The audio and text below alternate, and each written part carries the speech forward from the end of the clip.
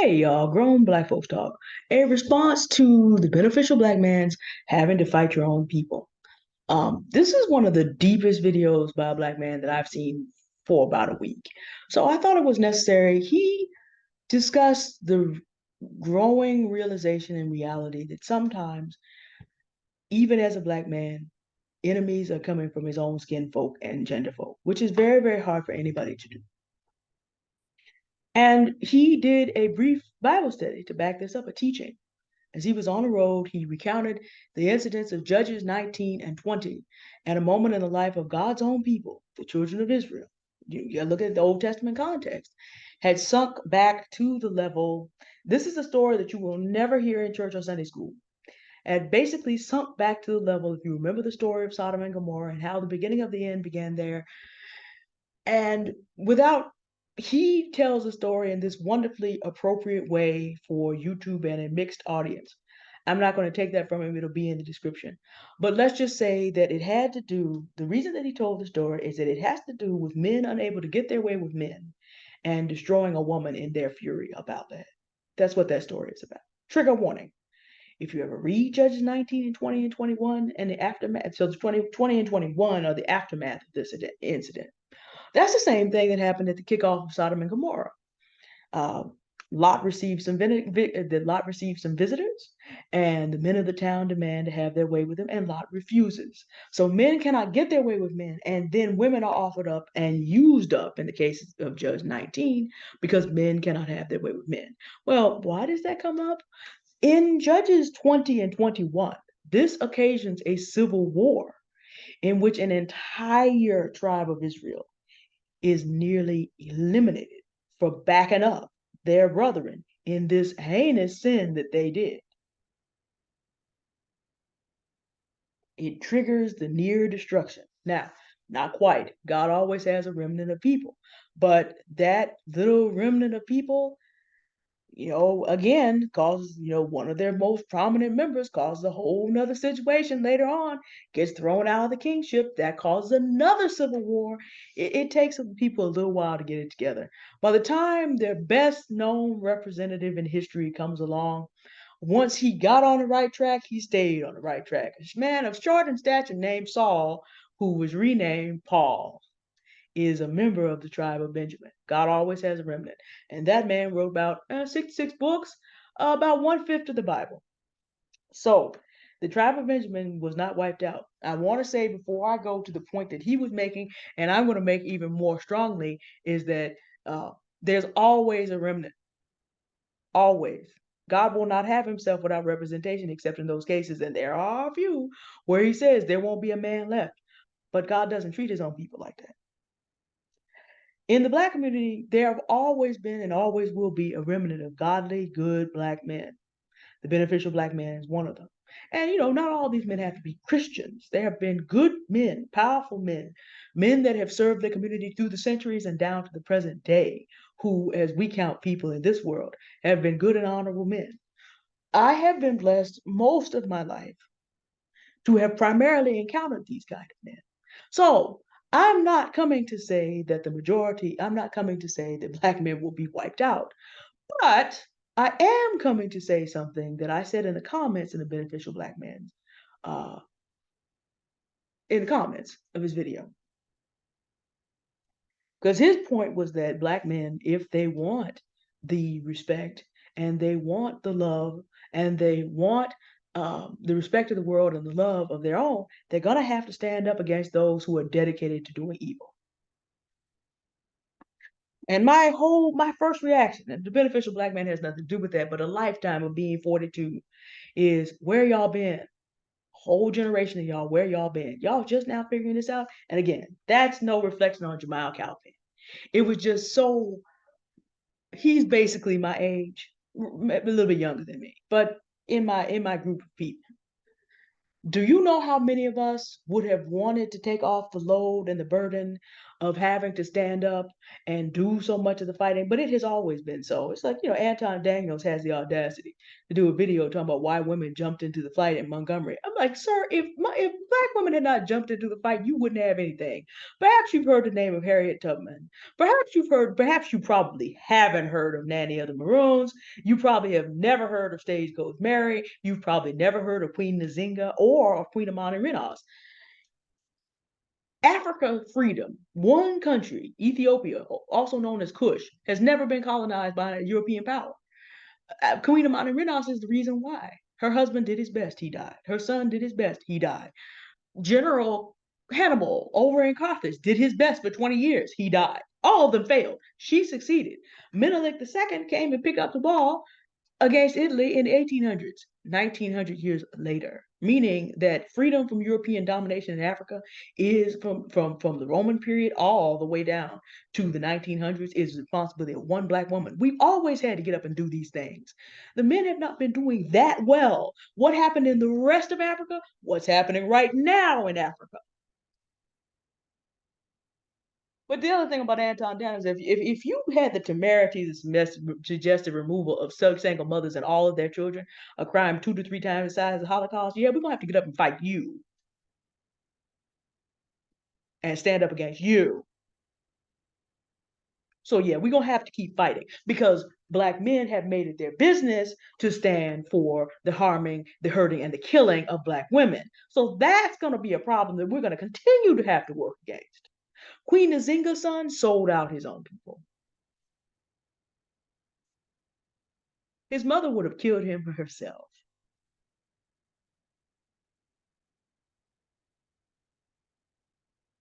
Nobody respects a traitor and nobody respects a coward. This is what's called the legitimate reason behind divestment. This is one of the things for hypergamy. The need to be with a man who is actually going to defend the women and the children of the community. The need to be with a man who is not going to stand by and let his woman or any of the women and children who are under the protection of the community just get savaged in the street. The reason that Tory Lane still has all these followers is because black men are used to the idea that they can hurt black women at will, and black women are trying to hang on to these men and think that they're worth no better. But that is a community in which serious minded women with serious skills and serious sense of their own values will not marry into. Like I said, I sit up here sometimes and I think about it. Could I marry a lot of they're not that many. San Francisco's been pretty brutal, but it's like those black men who are between the ages of, let's say, 35 and 55. I don't care how tall he is. I don't care what shape he's in. I would have fun running one of those men around this hill and see if he can keep up with me. Have it do not knowing the path. We just be walking and talking and I just climbing and carrying on. And he not used to it in the wrong shoes, trying to be impressive. That'd be fun someday. I don't care how tall he is and how fit he thinks he is, and if he has a 6 or 7 figure job. So what? I have 9 figures worth of responsibility in ownership. If you have not made it your business to try to preserve the billions of dollars of black infrastructure that has been taken away from here in the last 60 years, if you, your father, and your grandfather failed to be involved in that, I can't be with you. You cannot lead me. I cannot submit to you. I cannot trust you. You do not understand what it would take to lead a woman like me. Period.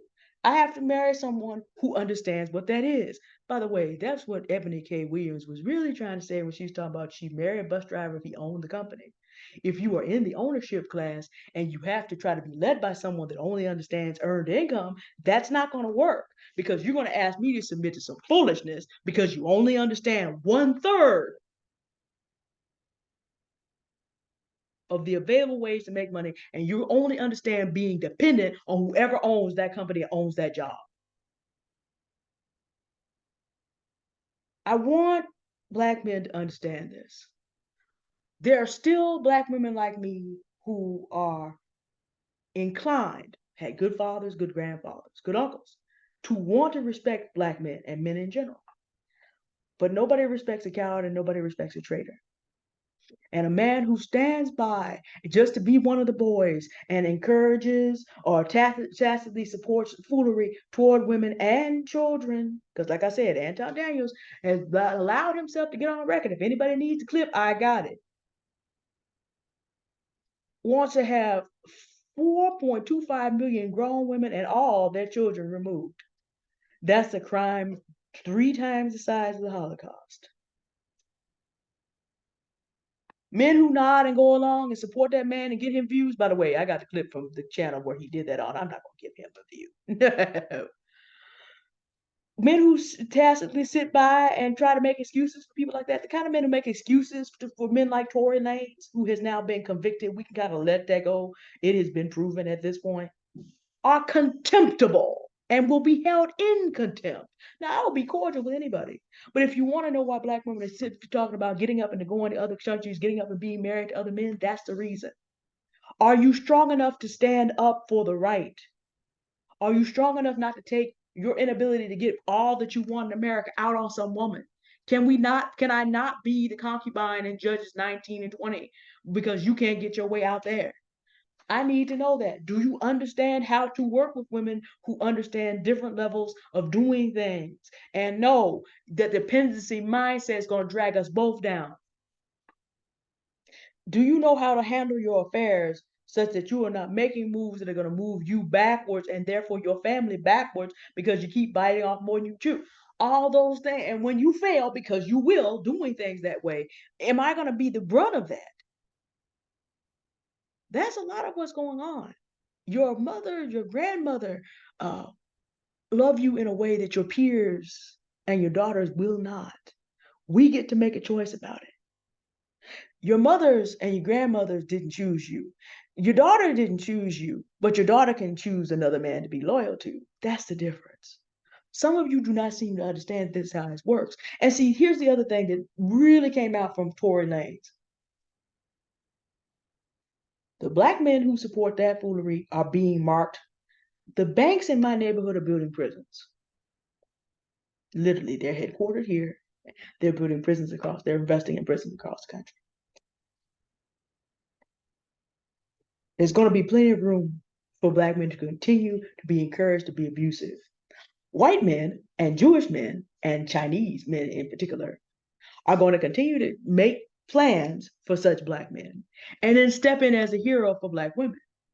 If you go and you study the history of truly conquered people, the women assimilate eventually, the men disappear. Now, for those of you who are Hebrew Israelites, you think you're going to have a remnant because God is not going to wipe out his people entirely. And you may well, because God has his representatives. Good over, even generally has his representatives among black men. It's my honor to know many of them. But if you want to know why we cannot get this thing resolved and why, the path to respect is through righteousness. If you are a black man like a bobblehead on the foolery that other black men talk about, well, they just shot her in the foot. You took another human being, you took a weapon and did violence to another human being in a manner that could have killed that person. You're a traitor to the race. You're a traitor to the human race. There is no respect over here. It's contemptible. If you're a bobbleheading, nodding off to say that's okay. I block people off my page talking about Roger E. Brown was right. No, no, no. That is the path to destruction. That is not the path to respect. I am letting you know whether or not most black women can articulate it or not. I'm telling you, there is no path to respect from women without doing the things that are required as a man. You worried about whether or not women are feminine. That means you're so confused and lost about what you're supposed to be doing. Because I can tell you by the elder black men that I know, my dad doesn't have any real problem with submission from my mom. My pastor doesn't have any real problem with submission from his wife. As far as I know, Jamiel Cal-Pin and Alicia Release the artist have a loving relationship, a wonderful, loving relationship. He comes online talking about how he's doing, wanting to do more and better in his marriage to his wife. Men who understand this don't have problems with submission from the wife chosen to be with them. They also not trying to go out there and give orders out of every woman that they meet because they know better than that. Any of these wives could mess any of their husbands' lives up if they tried to foolery. These are not men who wanted weak women because they all had to do strong things. And if you have to do strong things, then you need a strong partner. But if all you ever think about is I'm gonna be a high value man because I'm gonna have six figures and I'm gonna have a certain network and we all gonna be able to talk among ourselves and do a few little American things, I don't expect you to understand that if you're not in the ownership class. I don't expect you to understand that if you think wealth is to be used to be tricked off on wine, women, and song. You're not gonna understand that, male or female. But those that know. You want respect, do the right thing. If you're not going to do the right thing, forget respect. If you're not going to do the right thing, forget security. If you're not going to do the right thing, forget being protected. If you're not going to do the right thing, say hello to being in prison. They got Tory Lanez, they got plenty of room. There is room in the prison house for you, gentlemen. And this is also the reason why nobody is standing up to say a word about the fact that a third of Black men are already convicted felons, because the problem is now becoming the Black women in their lives know why they're there. Now, shout out to the Innocence Project, of course. We know that some of these things are false convictions. I've had men blow up on this page about that, but no. I grew up in a neighborhood where the crack house was 5 doors down. Yes, and I know the sitting president made the laws so that men like him could have their sons get off with the irony of Hunter, so that Hunter could get off with only 5 years for doing the same approximate thing that a Black man would get 20 because of the different calculation of how powder cocaine versus crack cocaine. But see, let me tell you this: nobody escapes. Joe Biden's good son is dead. Joe Biden has also lost a daughter, and who is he left with? Still has a daughter, but he's also left with Hunter. He got on the Senate floor. He said they don't want our sons. We're not going to have their sons taking out our sons. Well, his son will probably be taking his place in a federal prison somewhere, his plea deal having broken down. And many Black men's sons who are doing the right thing, like Jamiel Cal-Pin, are going to be living a better life. As I said before, when you play the fool, you don't escape. Donald Trump isn't escaping. Joe Biden has to live with that every day of his life. Nobody escapes. So if in judges, what's the casualty rate? The group of men that backed that foolery up were down to like the last 400 men when it was all said and done. That's about a 95% wipeout, maybe 99, 98, 99. I don't know what the population of the tribe of Benjamin was at that time. It's a lot. That's almost complete. That remnant was small. I do not want to see that happen to Black men in America. I can't prevent it, nor am I interested for those that are just straight reprobates. If you think you have the right to shoot me in the street because you're mad, because your feelings got hurt, because you haven't learned how to grow into being a mature man and handle your emotions, because you will not go seek therapy, you will not go seek life coaching, I'll put some things in the description. I have no interest because you're going to be out here and hurt somebody else. But I don't want to see our brothers plowed under. And I don't want to see the sisters who will ride or die be plowed under with them either. But look, can I do anything about it? All I can give you is a warning. If you want respect, if you want partnership, if you want to have your lead followed, then you need to be leading in the paths of righteousness. If you're not, forget about it. If you're not going to stand up for the right, you're not going to get the right result from anybody. Black women are not obligated to respect a contemptible man. Start standing up for the right, start standing up for the community, start standing up for the women and the children, and see how fast. The kind of work that my pastor is able to get from the women that work with him night and day because we are doing the right thing, you can have that. There's only one path. Get on it or get gone. In America, it really is that simple. It's just a matter of time. I know that's a tough way to end. I know that's a tough way to start a Sunday morning.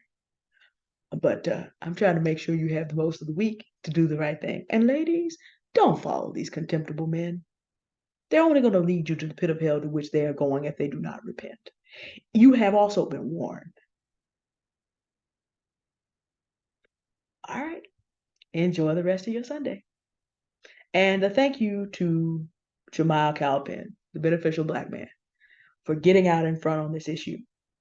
I was less gentle than he was because I have borne the labor and the load of making up for men who don't get it for too long. So we're not going to be as nice about it over here. But I appreciate the fact that he stood up, and so that men like him can know when you are ready to do the right thing, the Lord has some male warriors that'll stand with you, and also Queen Amani Renas has some daughters. Y'all have a good day now. Goodbye.